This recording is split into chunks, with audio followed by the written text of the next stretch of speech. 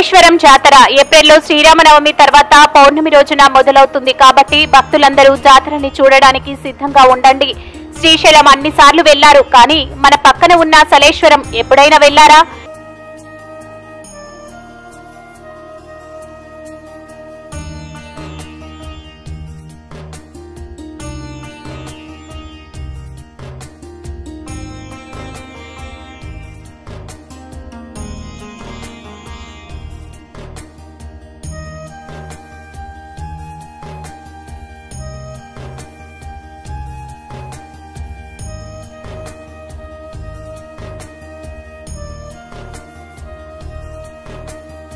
సలేశ్వరం ఇది మహబూబ్ నగర్ జిల్లా అచ్చంపేట తాలూకా లింగాల మండలం అబ్బాయిపల్లి గ్రామానికి 30 కిలోమీటర్ల దూరంలో ఉన్నది.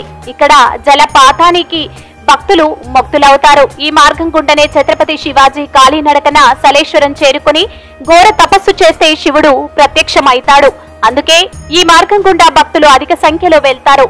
ఈ మార్గంలో 7 రంగుల చెరువు, మనిషి ఎత్తు పుట్టలు, గోచగుండం, మరెన్నో ప్రదేశాలు చూడవచ్చు.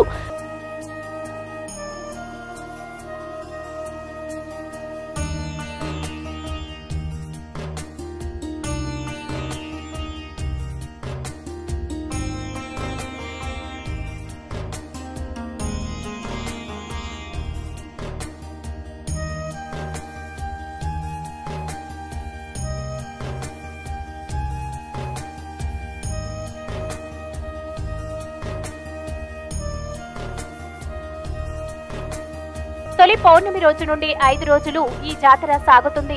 వస్తున్నాం వస్తున్నాం లింగమయ్య, పోతున్నాం పోతున్నాం లింగమయ్య అనుకుంటూ భక్తులు కాలినడకన వస్తూ పోతూ ఉంటారు. కాబట్టి మీ కోరికలు నెరవేరాలంటే శివాజీ నడిచిన బాటనే మీరు ఎంచుకుంటారని అనుకుంటున్నాం. చరిత్ర నాగార్జున కొండల్లో బయటపడిన ఇక్ష్వాకుల ఆధారాలను బట్టి లింగమయ్య గుడిలో గోడలు 16-13 పరిణామంలో ఉన్నాయట.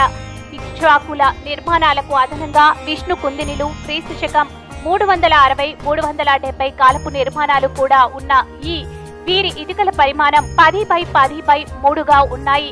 గర్భగుడి ముఖద్వారం పైన విష్ణు కుందినిలు, పులకుంది శిలాఫలకం ఉన్నది. గర్భగుడి పక్కల వీరభద్రుడి విగ్రహం ఉన్నది.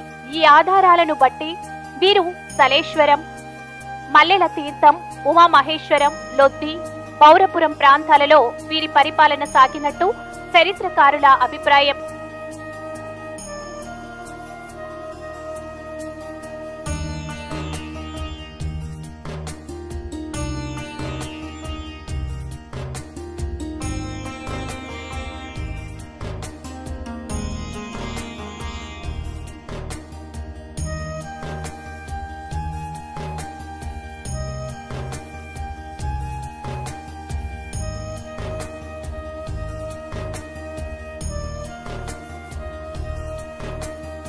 చుట్టూ అడవి, కొండలు, కోనలు, జలపాతాలు, ప్రకృతి రమణీయతకు అద్దం పట్టే నల్లమల అడవి ప్రాంతంలో దట్టమైన లోయ గుహల్లో వెలిసిన లింగమయ్య దర్శనం సోమవారం నుంచి ప్రారంభం కానుంది.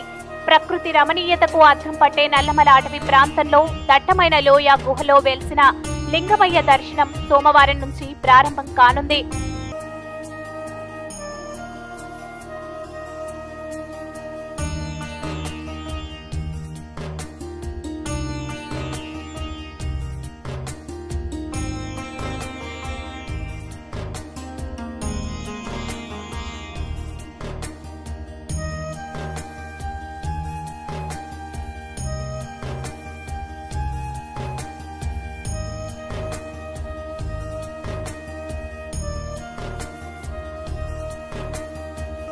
ఈ నెల 24వ తేదీ వరకు ఉదయం 7 గంటల నుంచి సాయంత్రం 6 గంటల వరకు మాత్రమే భక్తులను అడవిలోకి అనుమతించినట్టు అధికారులు ప్రకటించారు.